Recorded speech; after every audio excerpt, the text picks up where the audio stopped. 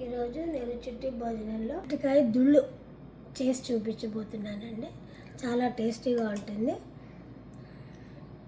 దానికి కావాల్సింది నేను 4 అరటికాయలు తీసుకున్నాను, కడుక్కున్నాను. దాన్ని అటు ఇటు కట్ చేసి 2 ముక్కల మీద కోసి ఇలా నీళ్ళల్లో వేసుకొని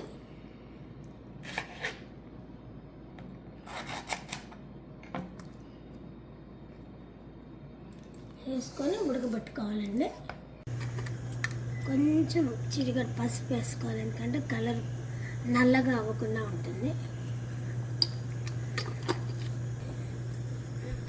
ఇలా ఉడకాలి. ఇప్పుడు దీన్ని తొక్క తీసేసుకొని సామాన్లు మినప్పప్పు, జీలకర్ర, ఆవాలు, పచ్చిమిరపకాయలు, కరివేపాకు, కొత్తిమీర, వెల్లుల్లిపాయలు, ఉల్లిపాయలు, అంతే. దీంట్లో కారం వేయకూడదండి, ఇవి వేసే చేయాలి. మిరపకాయలు కూడా 2 వేసుకోండి, ఎందుకంటే కారం పాటు గిన్నె పెట్టుకొని నూనె వేసుకోండి. తాగింది. ఇప్పుడు మినపప్పు, ఆవాలు, జీలకర్ర వేసేసుకోండి. మిరపకాయలు, వెల్లుల్లిపాయలు, పచ్చిమిరపకాయలు, ఉల్లిపాయలు బాగా వేసుకోండి. పసుపు కూడా వేసుకోండి.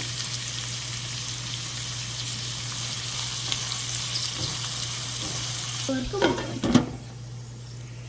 ఇలా పొట్టు తీసేసి పెట్టుకున్నానండి ఉడికాక. ఇప్పుడు ఉల్లిపాయలు వేగాక ఇవి వేసేసి ఉప్పు వేసి కలిపి కాసేపు మగ్గబెట్టండి.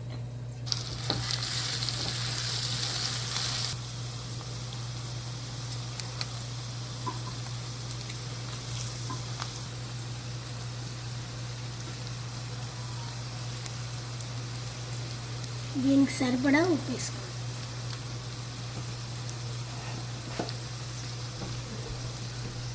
ఎందుకంటే కారం వేస్తే బాగోదు కూర.